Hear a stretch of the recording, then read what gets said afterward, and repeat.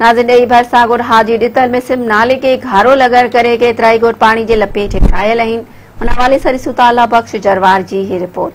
मौजूद आहियूं ॾेई शहर वेझो ॻोठ हाजी ॾितल जमारी में, जिते सिंध नाले एल 19 में हिकिड़ो वॾो घारो पहुची वियो आहे, जंहिंखां हिते ॻोठ तमामु घणो मुतासिर थी चुको आहे। हिते ॻोठाणनि खे ऐं जेको आहे सो हितां निकिरण जो बि रस्तो न मिली रहियो आहे ऐं हिननि जो पाणी बि निकाल न थी रहियो आहे। हिननि जा घर पाणी में जेको आहे हेठि अची विया आहिनि। इन हवाले सां हिते मुतासिर ॻोठाणा मौजूद आहिनि। हुननि खां पाण पुछूं था त हुननि जो छा चवणु आहे। नालो जेको आहे एल 19 इन जो कमु वाक़ई असांजो जेको MP मीर अलावेश साहब जेको आहे चवे थो त एल M 19 सिम नालो जेको आहे उहो मुकमल कराए छॾियो आहे।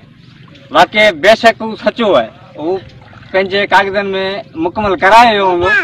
बहरहाल हू खुदारा हू असां ताईं अचे जेको ही इन घारे जेके असां ग़रीबनि सां ज़ुल्म कयो आहे ऐं हीअ जेके असांजो आबादियूं ऐं जेके असांजा घर तव्हां ॾिसी सघो था ढहिया पिया आहिनि। ही त तव्हांजी महिरबानी आहे, मेरन TV वारनि जी, तव्हां दोस्तनि जी महिरबानी आहे जेको हिन ज़लालत मां हितां जेको सफ़र करे हेसि ताईं आया आहियो। इहो आउं बि अव्हांजा असीं शुक्रगुज़ार आहियूं। ऐं MP मीर अलावेश साहब जेको 7-8 ॾींहं असांजे रोड सां हितां गुज़रियो आहे, हितां खां गुज़रियो आहे। असां 5-7 ॻोठाणा बीठा आहियूं, माना हुनजी नज़र में असीं न आयासीं। असांखे सीज़न में हिकिड़ी ग़रीब जी ॿकरी विकिणियूं, वॾी बनी खराई थी कई थी, पोइ गर्म जी बनी केॾां पाणी निकिरे वेंदो। असां ॾाढो ज़ुल्म, असीं ग़रीब केॾा वञूं।